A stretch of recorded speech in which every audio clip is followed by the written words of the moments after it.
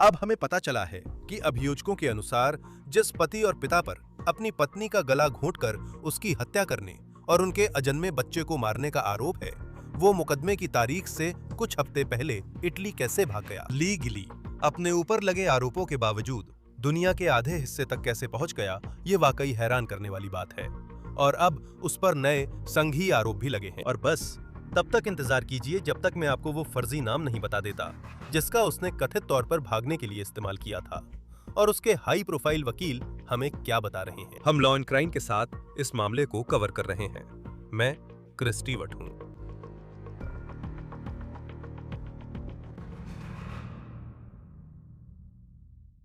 ली गिली की सुनवाई 29 मई से शुरू होनी थी।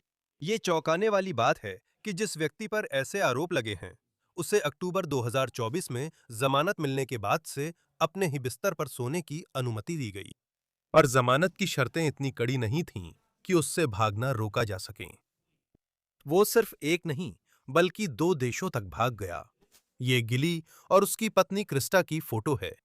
उसने कथित तौर पर अक्टूबर 2024 में अपने घर के अंदर उसका गला घोंटकर उसकी हत्या की थी। अदालत के दस्तावेजों के मुताबिक आधी रात से ठीक पहले उसी ने 911 पर कॉल किया था और उसने कथित तौर पर पैरामेडिक्स से कहा कि क्रिस्टा ने ओवरडोज लिया था। डॉक्टरों के मुताबिक उन्हें सबूत मिले हैं कि 9 हफ्ते की गर्भवती मां का गला घोंटा गया था। रात भर में एक बड़ी अपडेट ये है कि ह्यूस्टन में अधिकारियों ने गिली के इटली भाग जाने के बाद उसके घर पर नए तलाशी वारंट पर अमल किया है। अब उस केस पर लौटने से पहले जो गिली को अमेरिका लौटने पर झेलना होगा, मैं यूरोप की मौजूदा स्थिति पर बात करना चाहता हूं, जहां गिली हिरासत में है। तो ये एक नया संघीय आपराधिक शिकायत है।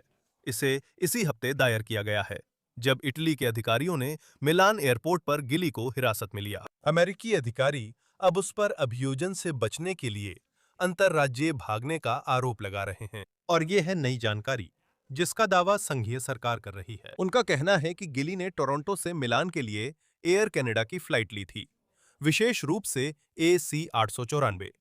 ये एयर कनाडा की वो फ्लाइट है जो नियमित रूप से टोरंटो से मॉन्ट्रियल होते हुए मिलान इटली जाती है। वो फ्लाइट 3 मई को उतरी थी। अब ये स्पष्ट नहीं है कि गिली जमानत की शर्तों के तहत टेक्सास से कनाडा कैसे पहुंचा। उसे GPS मॉनिटर पहनना था और अब उस पर उसे काटने का आरोप लगाया गया है। आइए अब इस टाइमलाइन को समझने की कोशिश करें। टेक्सास अधिकारियों के अनुसार शुक्रवार 1 मई रात करीब 9 बजे उन्हें नोटिस मिलता है कि गिली के GPS मॉनिटर में पट्टे से छेड़छाड़ की चेतावनी आया। वे लिखते हैं कि 4 मई तक गिली से संपर्क की कोशिश की, लेकिन जवाब नहीं मिला। वह सोमवार था और उस समय तक वह पहले ही इटली में था। यह सवाल उठाता है क्योंकि गिली मामूली अपराध नहीं बल्कि पत्नी और अजन्मे बच्चे की हत्या के आरोप में मृत्यु दंड योग्य हत्या के आरोप का सामना कर रहा है। और संघीय सरकार के अनुसार अधिकारियों को लगभग 2 या 3 दिनों तक ये पता नहीं था कि वो कहाँ था। और उस दौरान वो सीमा पार करके कनाडा पहुंच गया और फिर अटलांटिक पार करके मिलान पहुंच गया। संघीय शिकायत के मुताबिक Gulf Coast Violent Offenders Task Force, जिसमें US मार्शल्स भी हैं, ने 4 मई से गिली की तलाश शुरू की थी।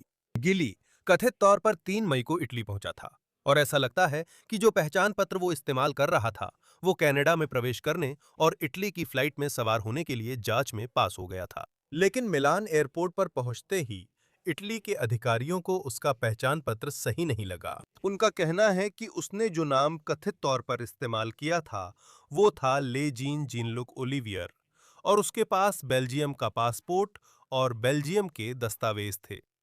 इतालवी अधिकारियों ने कहा कि दस्तावेज जाली थे।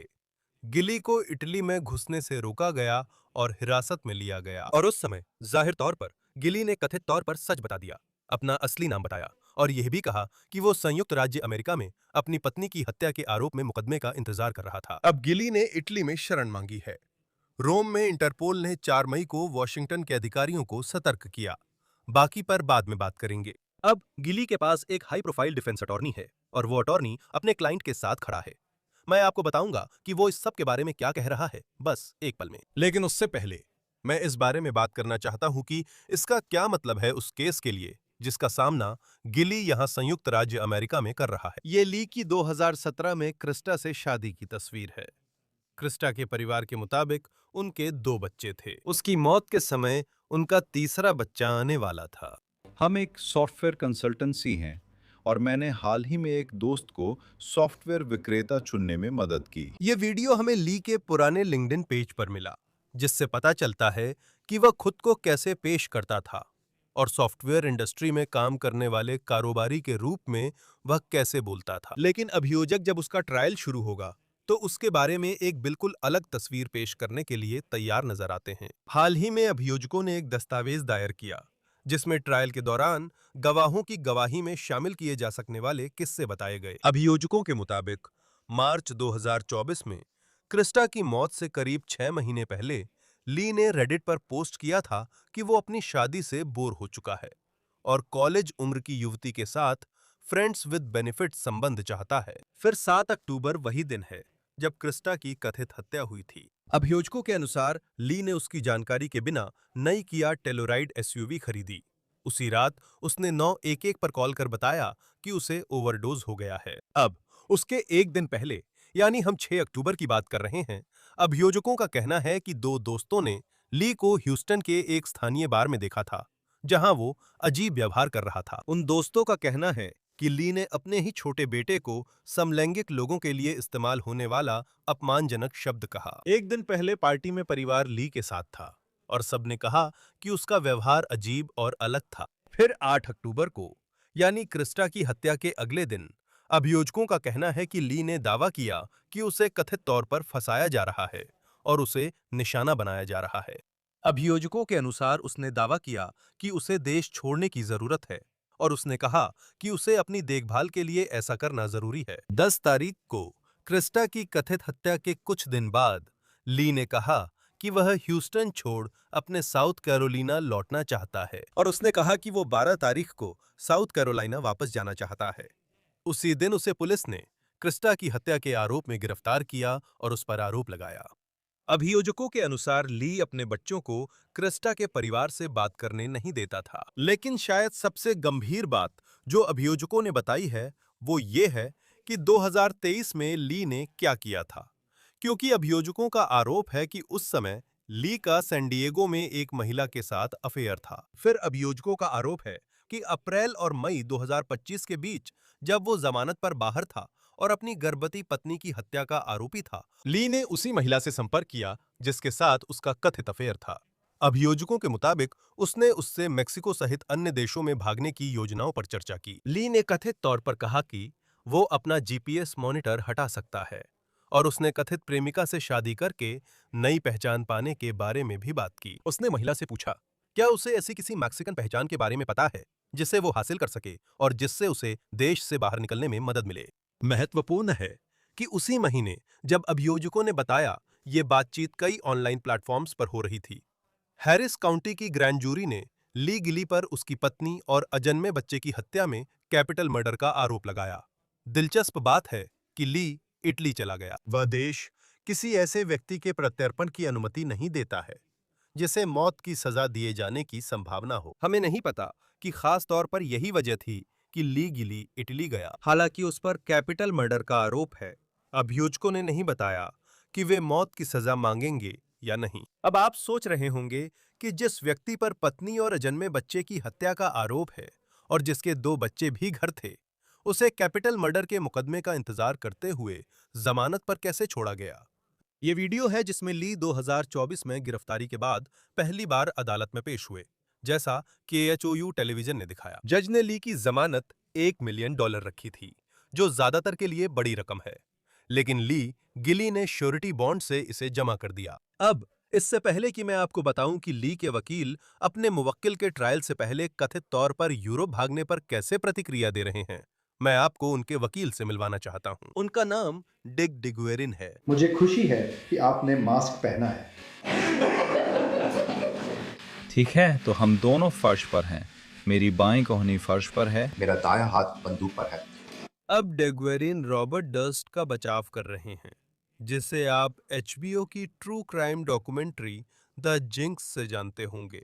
इस सीन में डेगवेरिन ने दिखाया कि उनके क्लाइंट ने कैसे अपने पड़ोसी मॉरिस ब्लैक से बंदूक छीनी थी, जैसा कि क्लाइंट ने बताया। डर्स ने ब्लैक के शव के टुकड़े टुकड़े करने का जुर्म कबूल किया था, लेकिन फॉरेंसिक सबूतों की कमी के कारण उन्हें हत्या के आरोप से बरी कर दिया गया था। जिस रात क्रिस्टा की मौत हुई, अभियोजकों के अनुसार ली ने माना कि दोनों में बहस हो रही थी। रिकॉर्ड से पता चलता है कि ली ने कहा था कि उनकी पत्नी को नशे या आत्महत्या की प्रवृत्ति नहीं थी। केपीआरसी के अनुसार ली के वकील यह दलील देने की योजना है कि क्रिस्टा की मौत पहले से मौजूद स्वास्थ्य समस्या के कारण हुई। डिग्वेरिन ने पिछले महीने याचिका दायर कर ली द्वारा क्रिस्टा की मौत वाली रात दिए गए कथित बयानों को खारिज करने की मांग की थी। डिग्वेरिन का दावा है कि उनके मुवक्किल को हथकड़ी लगाई गई और पूछताछ हुई, लेकिन उन्हें मिरांडा अधिकार नहीं बताए गए। ली के इटली भाग जाने के बाद डिग्वेरिन ने बताया कि उन्होंने अभी मुवक्किल से बात नहीं की, लेकिन संपर्क की कोशिश कर रहे हैं। उन्होंने केपीआरसी टेलीविजन को बताया कि ली को नया संघीय आरोप झेलना हैरानी की बात नहीं है। उन्होंने बताया कि गिली को इटली में प्रवेश नहीं मिला, इसलिए उन्हें हवाई अड्डे पर कस्टम्स पर रोक लिया गया। उनका मानना है कि प्रत्यर्पण की प्रक्रिया वास्तव में तेजी से हो सकती है और संभवतः वे संयुक्त राज्य अमेरिका लौट सकते हैं ताकि मुकदमे का सामना कर सकें, जो अदालत के रिकॉर्ड के अनुसार 29 मई को निर्धारित है। डिग्वेरिन ने यह भी कहा कि उन्हें नहीं लगता कि उनके मुवक्किल का यूरोप भागना किसी भी तरह से अपराधबोध की भावना को दर्शाता है। उन्होंने कहा कि उन्हें लगता है कि उनके मुवक्किल डरे हुए थे। अब क्रिस्टा के परिवार और दोस्त सोशल मीडिया पर उसका समर्थन कर रहे हैं, क्योंकि ये कहानी राष्ट्रीय स्तर पर चर्चा में रही है, जिसकी शुरुआत 2024 की उस भयावह रात से हुई थी जब क्रिस्टा और उसके अजन्मे बच्चे की मौत हुई थी। क्रिस्टा क्लेमसन यूनिवर्सिटी की गर्वित स्नातक थीं। कई लोग उन्हें पसंद करते थे और justice for Crysta social media पर सक्रिय है। पेजेस ने पोस्ट किया, हम आज क्रिमिनल कोर्ट से आ रही ब्रेकिंग न्यूज पर नजर रख रहे हैं। हम डरे और तबाह हैं, इसे समझने की कोशिश कर रहे हैं। कृपया हमारे साथ धैर्य रखें, क्योंकि हम इस कभी न खत्म होने वाले दुस्वप्न से गुजरने की कोशिश कर रहे हैं। हमसे जुड़ें और इस मुद्दे पर जैक राइस से बात करें, जो क्रिमिनल डिफेंस अटॉर्नी, पूर्व अभियोजक और पूर्व सीआईए अधिकारी हैं। वे इस विषय के विशेषज्ञ हैं। आपको इस बारे में क्या खास लगता है कि लीगली न सिर्फ इटली पहुंचने में सफल रहा, बल्कि उसे वहां पहुंचने के लिए कनाडा से भी होकर गुजरना पड़ा? बस ये अविश्वसनीय है। हाँ, इसमें कई बातें हैं क्रिश। ये सिर्फ इतना नहीं कि उसने पैर में लगा इलेक्ट्रॉनिक निगरानी बैंड काट दिया। ये तो बस एक हिस्सा है। उसने ये कैसे किया? टेक्सास में अधिकारियों को ये पता चलने में कितना समय लगा? ये एक सवाल है।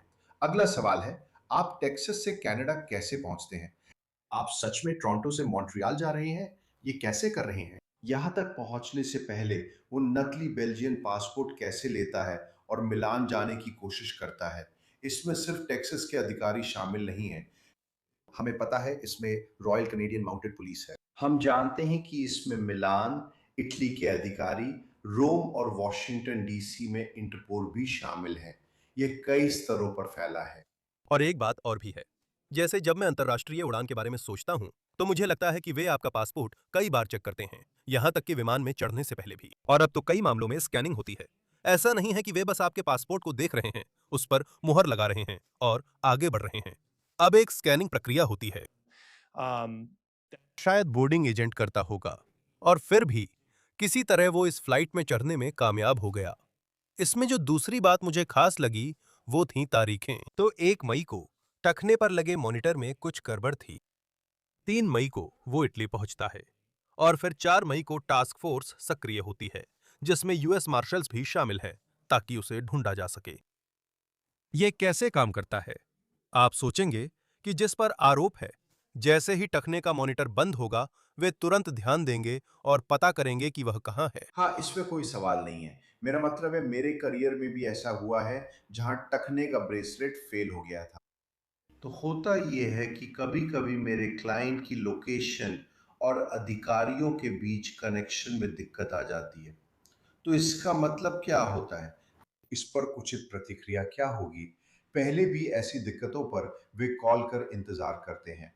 शुक्रवार को होने पर वीकेंड में निगरानी कौन करेगा? ये साफ लग सकता है, लेकिन हमेशा इतना साफ नहीं होता। कई बार आप देखते हैं कि मानवीय गलती होती है और कोई उस मौके का फायदा उठा सकता है, और ऐसे ही मामले में उसने वही करने का फैसला किया। ये बात कि इसमें 4 दिन लग गए बहुत लंबा समय है और ये उचित नहीं है, और किसी को इस पर नजर रखनी चाहिए थी। जब ये मामला बिगड़ता है तो जवाब होगा, आप 1 मिनट के अंदर फोन पर होंगे, आप 10 मिनट के अंदर फोन पर होंगे, आप 1 घंटे के अंदर फोन पर होंगे। अगर समय सीमा से ज्यादा लगेगा तो हम मार्शल्स भेजेंगे। और इसलिए जो उन्होंने नहीं किया वही मेरी राय में टेक्सास अधिकारियों की गलती दिखाता है। इस मामले में मेरे लिए दिलचस्प बात यह है कि शुरू में जमानत $1 मिलियन रखी गई थी, इसलिए ऐसे मामले में यही मकसद था। कुछ क्षेत्राधिकार ऐसे हैं जो वास्तव में लोगों को रिहा नहीं करते हैं और ना ही उन्हें जमानत राशि या शर्तों के साथ रिहा करना पड़ता है। वे वास्तव में ऐसा नहीं करते। अब जहां मैं हूं, वहां उन्हें ऐसा करना अनिवार्य है। यह वास्तव में एक संवैधानिक आवश्यकता है कि उन्हें जमानत राशि तय करनी ही होगी। फिर भी अगर अधिकारी शर्तों के साथ रिहा कर रहे हैं तो उन पर कुछ जिम्मेदारियां होती हैं, क्योंकि याद रखिए ये सिर्फ मुकदमे और संभावित परिणामों का सामना करने की बात नहीं है। ये चिंता भी है कि यह व्यक्ति टेक्सास के नागरिकों के लिए या सच कहे तो कनाडा में या मिलान में भी खतरा पैदा कर सकता है। मुझे लगता है लोगों को यही बड़ी बात याद रखनी चाहिए। और जब वह संयुक्त राज्य अमेरिका वापस आएगा तो उसकी जमानत निश्चित रूप से रद्द कर दी गई है। इंटरपोल भी इसमें शामिल था और आखिरकार मुझे लगता है तीसरे दिन मिलान एयरपोर्ट पर इटली के अधिकारी कहते हैं कि इस पासपोर्ट में कुछ गड़बड़ है और फिर वो सच बता देता है। वो शरण मांग रहा है। इंटरपोल वॉशिंगटन में इंटरपोल को फोन करता है और इसी तरह कहानी सामने आती है। ये कैसे काम करता है, मतलब प्रक्रिया क्या है? ये व्यक्ति जिसने माना है, ऐसा कहा जा रहा है कि उस पर हत्या का मुकदमा चल रहा है या चलने वाला है, लेकिन वो शरण मांग रहा है। ये कैसे काम करता है?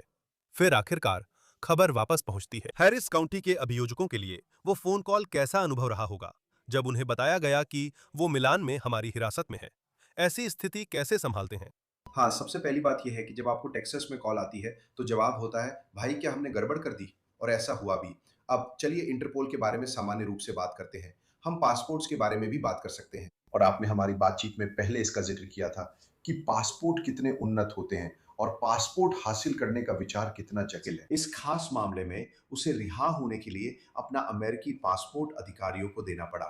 ये अमेरिकी पासपोर्ट नहीं था, वो एक नकली बेल्जियन पासपोर्ट लेने में सफल रहा था।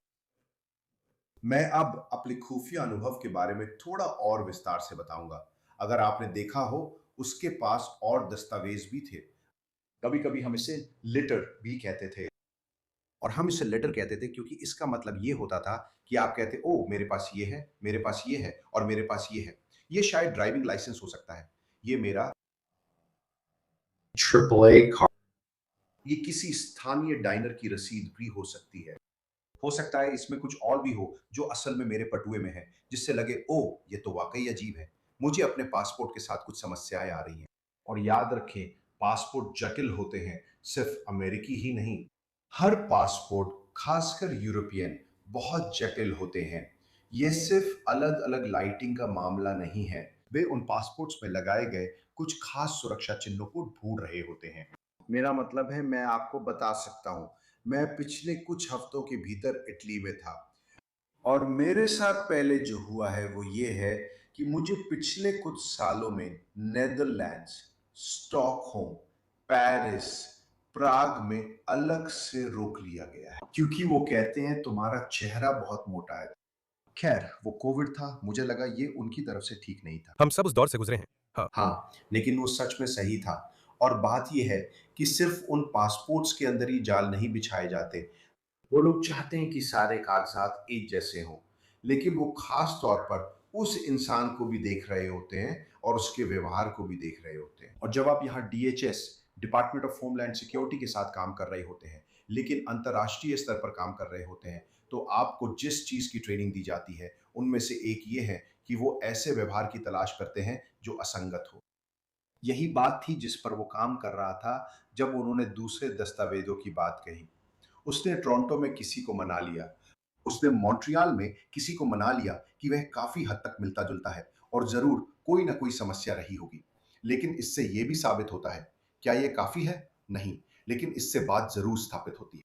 लेकिन वापस आपके मूल सवाल पर आते हैं, इंटरपोल का मुद्दा। इंटरपोल एक दिलचस्प संगठन है क्योंकि इसका मुख्यालय यहाँ नहीं था। यह एक अंतर्राष्ट्रीय संगठन है। यह लगभग 110 साल पहले शुरू हुआ था और हुआ ये कि ये वास्तव में लियो में स्थित है। लेकिन जो उन्होंने किया है वो ये है कि उन्होंने वास्तव में हर देश के बीच ये आपसी संबंध बना दिए हैं। और ये वास्तव में इस बात को उजागर करता है कि ऐसी समस्याओं के लिए एक अंतर एजेंसी और अंतरराष्ट्रीय संगठनात्मक दृष्टिकोण है। और ये वास्तव में दिखाता है कि यह कितना महत्वपूर्ण है। मेरा मतलब है, मैं आपको एक सीधा सा उदाहरण दे सकता हूं, जैसे टेड बंडी, है ना? याद है वो serial killer? Ted Bundy case में संयुक्त राज्य अमेरिका के अंदर जो समस्या हुई थी वो ये थी कि तब भी हमें अलग अलग क्षेत्रों के बीच सहयोग और संवाद नहीं मिल रहा था। वॉशिंगटन, वायोमिंग, आइडाहो और फ्लोरिडा में घटनाएं होती थी, लेकिन कोई किसी तक नहीं पहुंच पाता था और किसी को पता नहीं चलता था कि क्या हो रहा है। उन्होंने समझा कि यह भी एक समस्या थी, जैसे इंटरपोल के साथ देखा है। और इसलिए इस मामले में जब कनाडा में कुछ हुआ तो वो इंटरपोल के पास गया। फिर मामला रोम पहुंचा, क्योंकि उन्हें पता था कि वो मिलान के लिए उड़ान भर रहा था। और इसलिए हमारे पास वो आपसी जुड़ाव था जिसने यह सुनिश्चित किया कि जब कुछ गलत हो जाए, जब कुछ काम ना करे, तो आपको वो कनेक्शन मिल जाए। इसीलिए रोम में इंटरपोल ने वॉशिंगटन डीसी स्थित इंटरपोल से उस अमेरिकी नागरिक की तलाश में संपर्क किया, क्योंकि उन्हें लगा कि मामला वास्तव में वही है जैसा वे समझ रहे थे। तो वही कनेक्शन था, वही अंतर्राष्ट्रीय सहयोग था जो मुझे लगता है कि बहुत जरूरी है और वाकई में अद्भुत है जब आप अंतर्राष्ट्रीय अपराध से निपटने की बात कर रहे होते हैं, या उन लोगों से निपटना जो आरोपों से बचकर भाग रहे हो सकते हैं, चाहे वे टेक्सास से हों या न्यूयॉर्क से, या फिर पेरिस से हों या कोपेनहेगन से। खैर, कुछ दस्तावेज भी थे, और ये उसके कथित तौर पर भागने से पहले की बात है, जिनमें अधिकारियों यानी अभियोजकों ने कुछ घटनाओं का जिक्र किया था, जिन्हें वे मुकदमे में पेश करने वाले थे, जो 29 मई से शुरू होने वाला था। देखेंगे कि क्या वो सच में होता है। और अपनी पत्नी की मौत के अगले ही दिन उसने कथित तौर पर देश छोड़ने की बात की थी। वे उस पर 2023 में अफेयर रखने का आरोप लगाते हैं। उनका कहना है कि उसने 2025 में उस महिला से मैक्सिको में पहचान पत्र ढूंढने की संभावना पर चर्चा की थी। तो ये कोई ऐसा व्यक्ति है जो पहले से ही जमानत पर बाहर था, जो आमतौर पर मृत्युदंड के मामलों में नहीं देखा जाता। रात में अपने ही बिस्तर पर सोने में सक्षम था, भले ही जीपीएस लगा हो, और फिर भी वो ऐसी बातें कर रहा था। क्या आपको ऐसी बातें करने की अनुमति है? मतलब, अगर आप अधिकारी हैं और देख रहे हैं कि ये आदमी देश छोड़ने की बात कर रहा है, लेकिन उसने अभी तक नहीं किया, इससे तो ये और भी बेतुका लगता है कि वो देश से बाहर निकलने में कामयाब हो गया, क्योंकि ये ऐसा नहीं है, ऐसा होना नहीं चाहिए था। मेरा मतलब है, मुझे पता है कि हम इसे बाद में एक दस्तावेज पढ़कर देख रहे हैं, लेकिन ऐसा लगता है कि ये वही आदमी था जो काफी समय से इसके बारे में सोच रहा था। हाँ, ये सच में खतरे को भी बढ़ाता है ना? और इसके साथ जो असली समस्या आती है वो ये है कि अगर हम उसकी रिहाई की शर्तों के बारे में सोचें, तो उसे क्या करना ज़रूरी था? उसे संपर्क में रहना था, उसे कानून का पालन करना था और उसे कुछ और ख़ास बातें भी करनी थी। खैर, समस्या ये होती है कि जब किसी को रिहा किया जाता है, तो कभी-कभी अगर आप कुछ ऐसा कर रहे हैं जो अपराध नहीं है, लेकिन ये निश्चित रूप से इस मुद्दे को उजागर करता है और हो सकता है कि मूल आरोप के मामले में यह स्वीकार्य हो, पर जरूरी नहीं कि यह उस स्तर तक पहुंचे जहां आप कहें कि आपने रिहाई की शर्तों का उल्लंघन किया है। असल समस्या निश्चित रूप से उसका व्यवहार बहुत स्पष्ट रूप से इस बात को उजागर करता है कि फरार होने की संभावना बढ़ सकती है। अब असल में जब मैं इस सवाल के बारे में सोचता हूं, तो उनमें से एक चीज जो हो सकती है वो ये है कि आप किसी मामले में जमानत तय कर सकते हैं और एक जज भी किसी मामले में जमानत तय कर सकता है। अगर हालात बदलते हैं तो आप उसे फिर से जज के पास ले जाकर जमानत घटाने या बढ़ाने की मांग कर सकते हैं। ये आपके पक्ष पर निर्भर है। बस बताना होगा कि पहले से परिस्थितियां बदल रही हैं। तो उदाहरण के लिए, अगर आपको 2025 में कुछ ऐसा पता चलता है कि वो मेक्सिको में नकली पासपोर्ट ढूंढने की कोशिश कर रहा है या वो मेक्सिको जाने की योजना बना रहा है, तो सच कहूं तो टेक्सास के अभियोजक इसे फिर से अदालत में ले जा सकते थे और कह सकते थे, जानते हैं क्या, हम जमानत राशि बढ़ाने या उसे हिरासत में रखने की मांग कर रहे हैं, क्योंकि उसके फरार होने का खतरा हमारी सोच से भी ज्यादा है और यह पूंजीगत मामला है। डिक डिग्वेरिन एक हाई प्रोफाइल डिफेंस अटॉर्नी है, जिन्हें रॉबर्ट डर्स्ट के मुकदमे और कई अन्य हाई प्रोफाइल क्लाइंट्स के लिए जाना जाता है। जब मैं अराइनमेंट्स में गया हूं और हम सब ने उन्हें देखा है, निश्चित रूप से आप जानते हैं, आप ये हमेशा करते हैं। आप हमेशा डिफेंस अटॉर्नी को ये कहते हुए सुनते हैं, आप जानते हैं, अपने क्लाइंट के लिए अच्छी जमानत पाने की कोशिश करते हैं। जैसे कि शायद उसका कोई आपराधिक रिकॉर्ड नहीं है, उसके समुदाय से संबंध है। इस मामले में वह अपने क्लाइंट के लिए अच्छी स्थिति हासिल कर सके, जिससे वह घर जा सका, लेकिन उस पर जीपीएस निगरानी डिवाइस लगा है। जब ऐसा कुछ होता है, तो क्या कोर्ट डिफेंस अटॉर्नी को बुरी नजर से देखता है? जैसे कि आप जानते हैं, आपकी बात पर वापस आते हुए आपने कहा था कि वो पेश होगा। और फिर इस मामले में ये थोड़ा नाटकीय मामला है, जहां वो यूरोप चला जाता है। मैं जानता हूं कि डिफेंस अटॉर्नी अपने क्लाइंट के लिए पूरी कोशिश करते हैं, लेकिन ऐसे हालात में कोर्ट डिफेंस अटॉर्नी को कैसे देखता है? भाई ये बहुत अच्छा सवाल है। मुझे नहीं पता कि किसी ने मुझसे कभी ये पूछा है। मैंने हजारों हजार बेल की दलीलें दी हैं और एक चीज जो हमारी जिम्मेदारी है वो ये है कि हम कोर्ट से झूठ नहीं बोल सकते। हम कोर्ट के साथ धोखा नहीं कर सकते या कोई बात छुपा नहीं सकते। तो उदाहरण के लिए अगर उन्हें अपने क्लाइंट के एक्स वाई या जेड करने की कोई भी जानकारी थी, मेरा मतलब है जब वो दलील दे रहे थे तो उन्हें अपनी दलील उसी हिसाब से बदलनी पड़ती। क्या इससे बचाव पक्ष वकील की छवि बिगड़ती है? देखिए, मैं कई बार कोर्ट में गया हूँ, जहाँ लोग मुझे देखकर ये तय कर लेते हैं कि मैं कैसा हूँ, सिर्फ़ इसलिए कि मैं किस तरह के क्लाइंट्स का प्रतिनिधित्व करता हूँ। मेरे पास अभी कई ऐसे क्लाइंट्स हैं, जिन पर हत्या के मामले चल रहे हैं, कई-कई हत्या के मामले। कभी-कभी कोर्ट में मुझे प्रोसिक्यूटर और जजों से डील करना पड़ता है, जो मुझे देखते हैं। मूल रूप से वे मान लेते हैं कि मेरे मुवक्किल को वे जैसा इंसान समझते हैं। सिर्फ उससे मेरे जुड़े होने की वजह से मैं भी वैसा ही इंसान हूं। और अक्सर मुझे यह सुनिश्चित करना पड़ता है कि कमरे में मौजूद हर कोई मेरी भूमिका को समझे। और कभी-कभी मैंने ऐसा किया है जहां मैंने कहा है, योर ऑनर, यहां मेरी स्थिति स्पष्ट कर दूं। और मुझे ये जजों के सामने भी करना पड़ा है। और मुझे लगता है कि अब मुझे ये एहसास होता है क्रिस्ट, क्योंकि मैं ये काम इतने लंबे समय से कर रहा हूँ, कि अब मैं अक्सर उन जजों के सामने पेश होता हूँ जिन्हें मैंने वकालत सिखाई थी जब वे लॉ क्लर्क थे। हाँ। सही है ना? जब वे लॉ स्कूल में थे, तब मैं वास्तव में उन्हें सिखा रहा था कि वे जो करते हैं वो कैसे करना है। और अब मैं उन जजों के सामने खड़ा हूँ जिन्हें मैं तब से जानता हूँ जब वे सिर्फ 23 साल के थे। और आप जानते हैं, मेरा मतलब है, अगर हम उसके वकील डिक या शहर और देश भर के कई अन्य महान वकीलों की बात कर रहे हैं, तो मुझ पर भरोसा करें, हम काफी मोटी चमड़ी वाले हैं। हम ये झटका दिन भर झेल सकते हैं। यही हमारा काम है। और उसके पास डिक डिगवेरिन है, उसके बचाव पक्ष के वकील। आप जानते हैं, उन्होंने जो एक टिप्पणी की थी, वो ये थी कि उन्हें चिंता है कि चूंकि ये अचानक हुआ, अगर ये ट्रायल में पेश किया जाता है, तो ये दोषी होने का संकेत लगता है कि वो भागा, क्योंकि उसने किया है, और वो हकीकत से भागने की कोशिश कर रहा है। वो तर्क देते हैं कि उनका मुवक्किल बस डरा हुआ है। जूरी को यह तर्क संभावित रूप से कैसा लग सकता है? जैसे, अगर अदालत में यह सच में पेश किया जाए कि वो मिलान इटली भाग गया, तो जूरी इस स्थिति को कैसे देख सकती है? ये बुरा लगता है। मेरा मतलब है, हम इसे अच्छा दिखाने की कोशिश करेंगे, लेकिन आप इस गंदी चीज़ को अच्छा नहीं बना सकते। आप नहीं बना सकते, आप नहीं बना सकते। सच्चाई ये है कि जूरी इसे देखेगी और उन्हें यह आदमी और भी कम पसंद आएगा। इस मामले में कई पहलू और आरोप है, जिसमें यह भी है कि उसकी पत्नी क्रिस्टा उस समय गर्भवती थी। ये अपने आप में ही जूरी को सन्न कर देगा और ये एक हकीकत है जिससे उसे और उसके वकील डिक को निपटना पड़ेगा। लेकिन जब आपके पास भागने का पहलू हो, तो यह इसमें और जोड़ता है।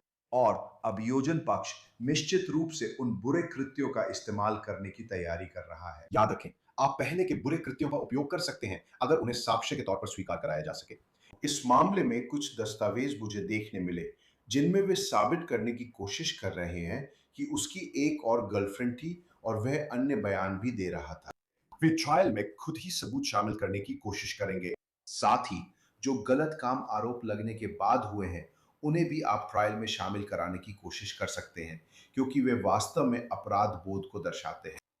वे भागने को दर्शाते हैं, क्योंकि क्या एक निर्दोष आदमी भागेगा?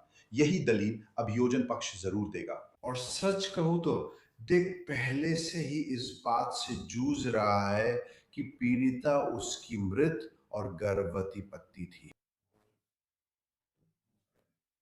इससे उसे पहले ही बहुत कुछ संभालना पड़ रहा है, तो ये बस उसमें और जोर देगा।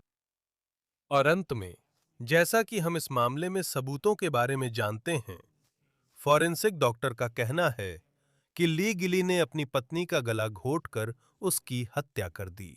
मैंने पढ़ा कि केपीआरसी टीवी के अनुसार डिक डिगवेरिन बचाव पक्ष का मुख्य तर्क शायद किसी पहले से मौजूद बीमारी पर आधारित हो सकता है। अगर मामला ट्रायल तक गया तो वे कहेंगे कि पत्नी की मौत पहले से बीमारी के कारण हुई थी।